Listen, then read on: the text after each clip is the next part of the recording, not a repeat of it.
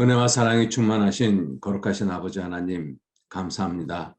저희들 구원해 주시고 거룩하신 주님의 몸된 교회 안에서 우리의 남은 생에 살아가도록 늘 지켜주시고 또 진리의 말씀으로 가르쳐 주시고 귀하신 능력으로 인도해 주시는 모든 은혜를 진심으로 감사를 드립니다.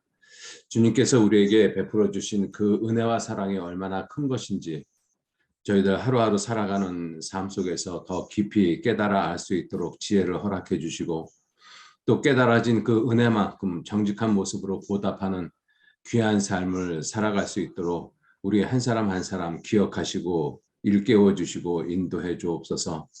세상은 여러 가지의 모습으로 혼란스럽고 어두워져 가고 있습니다. 이러한 세상에서 구원함을 받은 우리 그리스도인들이 온전히 소금과 빛의 역할을 할 수 있도록 늘 도와주시고 인도해 주옵소서. 우리들의 삶을 통해서 주변에 있는 많은 이뤄진 영혼들이 우리 안에 있는 소마에 관한 이유를 물어올 수 있도록 주님께서 도와주시고 인도해 주옵소서.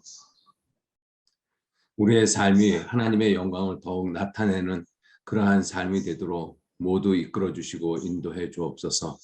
또 우리 미선부 식구들 주님 한 사람 한 사람 귀한 은혜와 사랑으로 인도하시고 기억하셔서 주님을 섬기고 수고하고 봉사하는 그 모든 시간 가운데 오직 주님의 뜻만이 더욱 나타날 수 있도록 도와주시고 이끌어 주시기를 간절히 의지하고 부탁드립니다. 또 저희들 중집회를 또 계획하고 있습니다. 이번 중집회를 통해서도 이뤄진 많은 영혼들이 주님께 돌아올 수 있도록 이끌어 주시고 인도해 주옵소서. 기도하고 있는 그 많은 기도의 내용들 주님께서 들으시고 속히 응답해 주시기를 또한 의지하고 부탁드립니다. 말씀을 전하시는 목사님에게도 많은 지혜와 능력으로 함께 이끌어 주시고 인도해 주옵소서. 또 우리 미선부를 이끌어 가시는 임원들 계십니다. 주님 한 사람 한 사람 귀한 은혜와 사랑으로 기억하시고 인도하셔서 주님의 일을 하는 그 모든 시간에 피곤하여 지치지 아니하도록 주님께서 또한 붙잡아 주시고 인도해 주옵소서. 이 시간도 온전히 주 성령님께만 의지하고 부탁합니다. 함께 하시고 도와주옵소서. 감사드리면서 우리를 구원하시고 지켜주시는 예수님 이름으로 기도 올렸습니다. 아멘.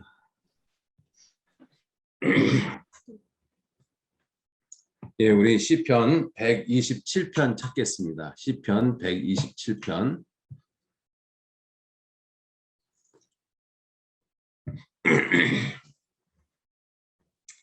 예, 시편 127편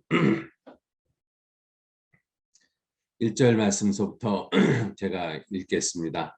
시편 127편 1절 말씀.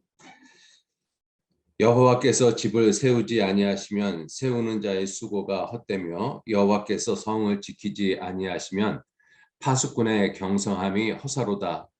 너희가 일찍이 일어나고 늦게 누우며 수고의 떡을 먹음이 헛되도다. 그러므로 여호와께서 그 사랑하시는 자에게 잠을 주시는도다. 자식은 여호와의 주신 기업이요 태의 열매는 그의 상급이로다. 젊은 자의 자식은 장사의 수중의 화살 같으니 이것이 그 전통에 가득한 자는 복되도다. 죄송합니다. 저희가 성문에서 그 원수와 말할 때에 수치를 당치 아니하리로다. 네, 오늘은 이 말씀 가운데 1절 말씀, 여호와께서 집을 세우지 아니하시면 세우는 자의 수고가 헛되다. 이 말씀을 통해서 집을 세우는 부분에 대해서 좀 생각을 잠시 좀 해보셨으면 좋겠습니다. 먼저 이 솔로몬의 시입니다. 시편 150편 가운데 솔로몬의 시는 단 2편만 기록되어 있습니다. 72편하고 127편 지금 읽은 이 말씀이죠. 그런데 이 시편 127편은 성전에 올라가는 노래라고 되어 있습니다. 이스라엘 백성들은 1년에 3번씩 6월절, 그다음에 오순절, 그다음에 77절 이렇게 1년에 3번씩 예루살렘으로 올라갑니다. 그때 올라가면서 이 시편 120편서부터 134편까지 15편의 시가 성전에 올라가는 시입니다. 아마 이들이 예루살렘을 중심으로 해서 동서남북 각 지역으로 흩어져 있다가 1년에 3차례씩 예루살렘으로 올라가지 않습니까? 그때 올라가면서 그때 사람들이 이 시편 15편의 시를 이렇게 암송을 하면서 노래를 하면서 그렇게 예루살렘을 향해서 가지 않았을까 하는 그러한 상상을 좀 해봅니다. 자, 그런데 솔로몬이 여호와께서 집을 세우지 아니하시면 세우는 자의 수고가 헛되다. 여호와께서 성을 지키지 아니하시면 파수꾼의 경성함 깨어 있는 것이 허사하도로다 이렇게 말씀을 하고 있습니다.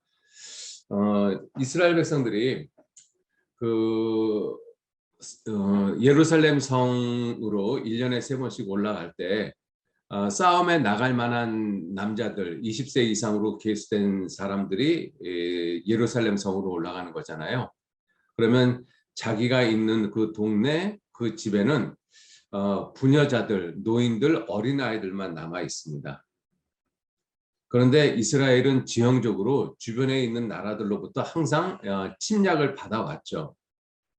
그러니까 이스라엘 백성들이 싸움에 나갈 만한 사람들이 집을 다 비우고 그리고 예루살렘 성으로 올라갈 때 그들의 마음이 굉장히 불안했을 거라는 생각이 듭니다. 그런데 이 솔로몬이 그러한 모습을 보면서 아마 이러한 시를 기록을 하지 않았겠는가 하는 그러한 생각도 해보고요. 그래서 하나님이 이스라엘 백성들이 예루살렘 성으로 1년에 3번씩 올라갈 때 출애굽기 34장 23절 24절 말씀에 너희 모든 남자는 매년 3번씩 주 여호와 이스라엘 하나님 앞에 보일지라 내가 열방을 내 앞에서 쫓아내고 내 지경을 넓히리니 네가 매년 3번씩 여호와 너희 하나님께 보이러 올 때에 아무 사람도 내 땅을 탐내어 엿보지 못하리라. 이 약속은 지금 우리가 살고 있는 이 시대까지 그대로 이루어져 있는 것을 이스라엘 민족의 전쟁사를 살펴보면 우리가 알 수가 있습니다. 하나님이 정말 그렇게 지켜주셨거든요. 자, 그래서 인간이 아무리 노력을 하고 수고를 하고 그래서 집을 세우고 성을 지킨다고 해도 하나님께서 지켜주지 않으면 모든 것이 다 허사라고 말씀을 하고 있습니다. 그래서 인간의 노력으로 무엇인가 세우고 무엇인가 지키려고 했던 것들은 다 멸망을 했습니다. 대표적인 것이 바벨탑이잖아요. 인간들 스스로 자기 노력으로 바벨탑을 세우려고 이 바벨탑을 쌓았습니다. 하나님께서 그 바벨탑을 무너뜨려 버렸거든요. 그리고 바벨탑은 인류의 역사 가운데 다시 세워지지 않습니다.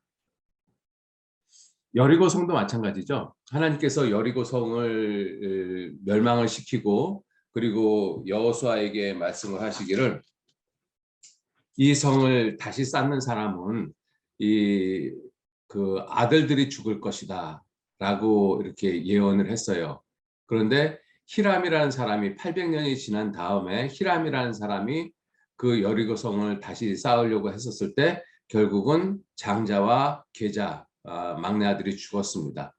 하나님의 말씀이 그대로 이루어져 있죠. 그래서 여리고 성은 지금까지도 재건되어지지 못하고 있습니다. 하나님께서 헐어버리신 것은 인간이 다시 세울 수 없다라는 것이죠. 그래서 그와 마찬가지로 하나님께서 세우시고 하나님께서 지켜주셔야지만 성도, 집도, 나라도 이 온전한 모습으로 보존되어질 수 있다는 것을 우리가 알 수가 있습니다. 그래서 하나님께서 함께 하시지 않는 그러한 삶, 그러한 인생은 헛된 인생이다라는 것을 우리가 알 수가 있는 것이죠. 여호와께서 집을 세우지 아니하시면 세우는 자의 수고가 헛되다 이렇게 말씀을 하셨습니다. 그래서 이제 집이라는 것을 우리가 생각을 해보면 집의 기능이나 역할들을 생각해 보면 굉장히 많이 있지 않습니까? 근데 집의 역할과 기능의 대표적인 것이 거할 곳이죠. 거하는 곳. 그래서 하나님이 거하시는 곳을 성전이라고 말씀을 하셨습니다. 이스라엘 백성들에게 성막, 성전을 만들라고 말씀을 하시면서 하나님께서 거하실 처소라고 이렇게 분명히 말씀을 하고 계시죠. 그래서 이 집의 그 의미의 가장 대표적인 것이 거할 곳입니다. 머무르는 곳이죠. 사는 곳입니다. 그렇게 그러한 곳이 집이라고 말씀을 하셨기 때문에 사실은 우리가 살고 있는 이 지구도 커다란 집의 의미잖아요. 그죠? 그래서 이 집은 저절로 되어지는 것이 아니라 누군가에 의해서 세워지는 것, 건축되어질 수밖에 없는 것이 집이라고 말씀을 하셨어요. 그래서 히브리서 3장 4절 말씀에도 집마다 지은 이가 있으니 만물을 지으신 이는 하나님이시라. 집은 저절로 되어지는 것이 아니라 집마다 지은 이가 있다라고 말씀하셨습니다. 그래서 산골에 있는 그러한 작은 오두막도 누군가에 의해서 지었고, 그다음에 내가 살고 있는 이 집도 누군가에 의해서 지어졌고, 그리고 지구도, 그리고 전 우주도, 우주라는 것이 큰 집이란 뜻이잖아요. 그것도 저절로 된 것이 아니라 하나님이 지으셨다라고 말씀을 하고 계십니다. 그리고 우리의 이 육체도 집이잖아요. 그래서 이것을 장막집이라고 말씀을 하십니다. 그래서 고린도후서 5장 1절 말씀에 이 장막집이 무너지면 영원한 집이 있다라고 말씀을 하시잖아요. 그죠? 그 영원한 집, 하나님이 거하시는 곳, 그 천국이라고 말씀을 하고 있습니다. 자, 이러한 그 집들은 하나님께서 지으셨어요. 하나님께서도 집을 짓고 또 사람도 집을 짓습니다. 하나님께서 지으시는 집은 결코 멸망하지 않습니다. 왜냐하면 하나님께서 지으신 집은 완전한 집이기 때문에 그래요. 그래서 이제 오늘 그러한 모습을 좀 우리가 생각을 보셨으면 좋겠는데, 집은 어디에다가 세워야 하는가 하는 것이죠. 집은 어디에다가 세워야 되는가. 내가 보기에 여기다 세웠으면 좋겠다 해가지고 아무데나 집을 세우는 것이 아니라 집은 반드시 세워야 할 곳이 있습니다. 이건 세상에서도 마찬가지죠. 그래서 이 집을 많이 지어 본 사람들은 똑같은 땅을 보고서도 방향에 따라서 집을 어떻게 앉힐 것인가를 생각을 하고 그 밑에 집안을 보면서 집을 어떻게 앉힐 것인가 이것을 생각을 하잖아요. 그런데 집을 지은 경험이 없는 사람은 그냥 집 짓기 편안해 보이는 그러한 땅에다가 아무렇게나 집을 지을 수가 있죠. 예를 들어서 모래사장에다가 모래 위에다가 집을 지면 집 짓는 것은 참 편할 거라고 생각이 들어져요. 그죠? 그런데 그런 데다가 집을 지으면 안 된다라고 성경은 분명히 말씀을 하고 있습니다. 마태복음 잠깐 보실까요? 마태복음 7장.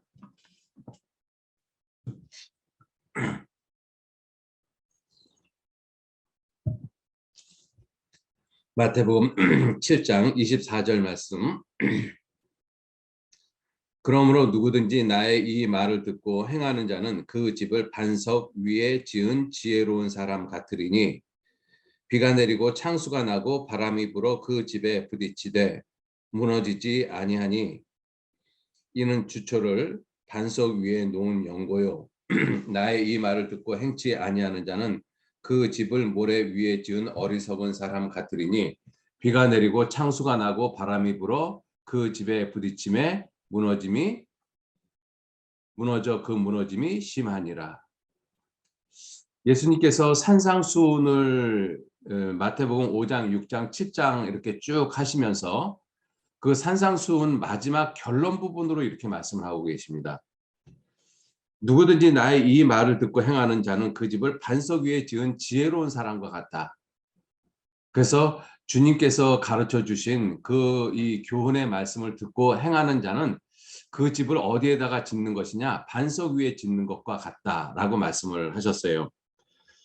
왜 반석 위에 지어야 되느냐? 집을 짓고 나면 비도 내리고 바람도 불고 지진도 나고 여러 가지 이 외적인 요인들이 많이 생깁니다.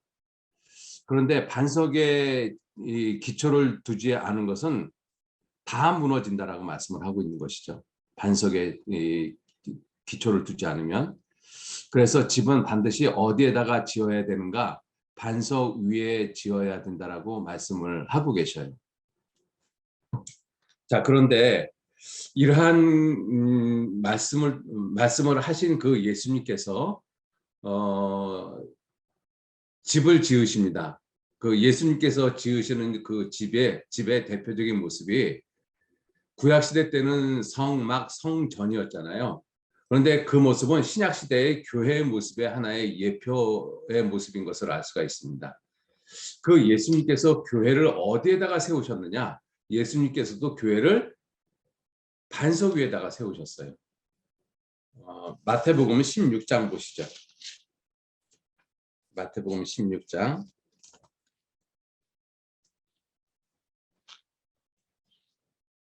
16절 말씀서부터 제가 읽겠습니다.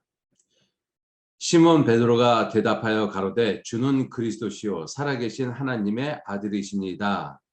예수께서 대답하여 가라사대 바요나 시몬아 네가 복이 있도다. 이를 내게 알게 한 이는 혈육이 아니요 하늘에 계신 내 아버지시니라.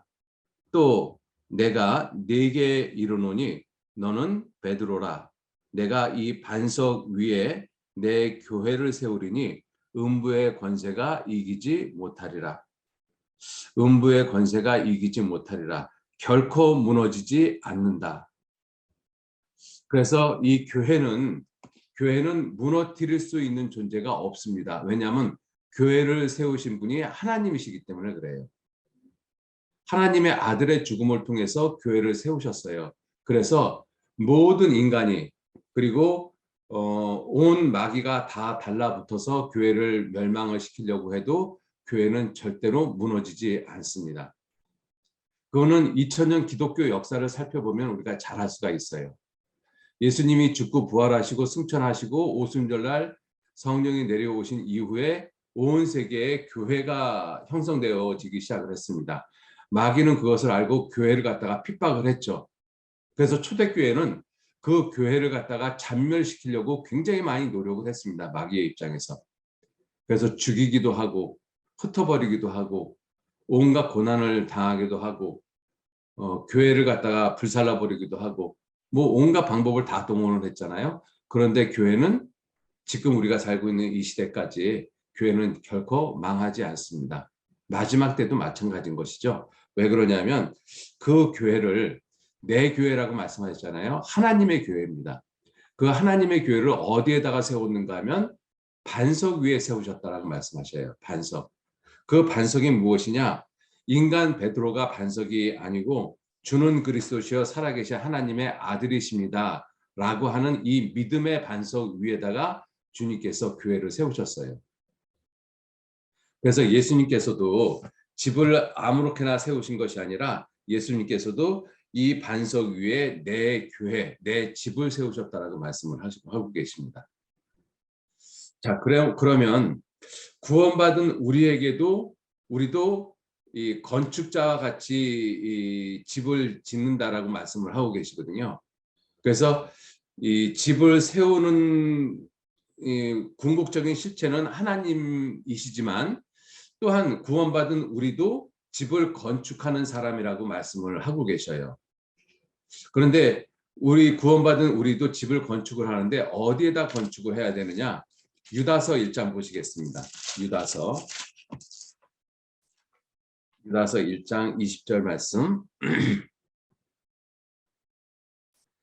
사랑하는 자들아 너희는 너희의 지극히 거룩한 믿음 위에 자기를 건축하며 성령으로 기도하며 사랑하는 자들아 너희는 너희의 지극히 거룩한 믿음 위에 자기를 건축하라. 지극히 거룩한 믿음 위에. 그 지극히 거룩한 믿음이 반성인 것입니다. 왜 믿음을 지극히 거룩하다라고 말씀하시는가 하면 지극히 거룩한 자를 믿는 믿음이잖아요. 지극히 거룩하신 분이 하신 일을 믿는 믿음이지 않습니까? 그러니까 지극히 거룩한 믿음이죠. 그 믿음 위에 자기를 건축하라고 말씀하고 계시는 거예요. 그러니까 우리는 이미 지극히 거룩한 믿음을 갖고 있는 사람들이잖아요. 그 지극히 거룩한 믿음이 어디라고 말씀을 하시는가 하면 그 예수 그리스도라고 말씀하십니다. 그래서 바울 사도도 이 내가 터를 닦아두는데 이 터는 곧 예수 그리스도라. 이 터 위에 다른 터를 닦아둘 자가 없다라고 말씀을 하고 있습니다. 그죠? 그래서 이 예수 그리스도라는 터 위에 우리가 건축을 하는 사람들이에요. 우리 그리스도인들은.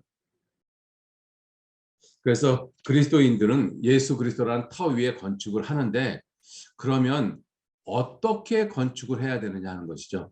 우리가 건축해야 될 터, 그 그리스도라는 반석은 이미 우리에게 주어졌어요. 그런데 각각의 사람들이 그 터 위에 자기의 나름대로의 집을 건축을 해야 되거든요. 그런데 어떻게 할 것이냐 이렇게 하라고 말씀을 하십니다. 고린도전서 3장을 좀 보시죠. 고린도전서 3장 고린도전서 3장 10절 말씀. 내게 주신 하나님의 은혜를 따라 내가 지혜로운 건축자와 같이 터를 닦아두매 다른 이가 그 위에 세우나 그러나 각각 어떻게 그 위에 세우기를 조심할지니라. 이 닦아둔 것 외에 능히 다른 터를 닦아둘 자가 없으니 이 터는 곧 그리스도 예수라. 그러니까 이 바울 사도가 지금 하시는 말씀이잖아요. 바울 사도가 지혜로운 건축자와 같이 터를 닦아뒀다. 그런데 그 닦아둔 터 위에 다른 사람들이 구원받은 저와 여러분들이 그 터 위에 건축을 한다라고 되어 있죠. 그 위에 세우나 그러나 각각 어떻게 그 위에 세우기를 조심해라. 그리고 하시는 말씀이 이 닦아둔 것 외에 능히 다른 터를 닦아둘 것이 없다. 그리스도인들이 세워야 될 그 반석은 그리스도 외에 다른 반석이 없다라는 것입니다. 그래서 종교적인 열심인 그러한 반석, 또 세상적인 학문, 세상적인 지혜, 세상적인 능력 이런 것 위에다가 건축을 하는 것이 아니고 그리스도라는 반석 위에다가 우리가 집을 짓는다라고 말씀을 하고 있어요. 자, 그런데 그 집 위에 그 터 위에 집을 세울 때 조심해서 집을 세우라고 말씀을 하고 있죠. 그 조심해서 집을 세우라는 그 말씀이 12절 이하의 말씀입니다. 만일 누구든지 금이나 은이나 보석이나 나무나 풀이나 집으로 이 터 위에 세우면 각각 공력, 그 공력이라는 것이 세운 결과물이죠. 건축물이죠. 공력이 나타날 터인데 그 날이 공력을 밝히리니 이는 불로 나타내고 그 불이 각 사람의 공력이 어떠한 것임을 시험할 것임이라. 만일 누구든지 그 위에 세운 공력이 그대로 있으면 상을 받고 누구든지 공력이 불타면 해를 받으리니 그러나 자기는 구원을 얻되 불 가운데서 얻은 것 같으리라. 이렇게 말씀을 하시잖아요. 자, 그러니까 우리도 지혜로운 건축자와 같이 이 예수 그리스도라는 반석 위에다가 집을 짓습니다. 그런데 어떻게 세우기를 조심해라.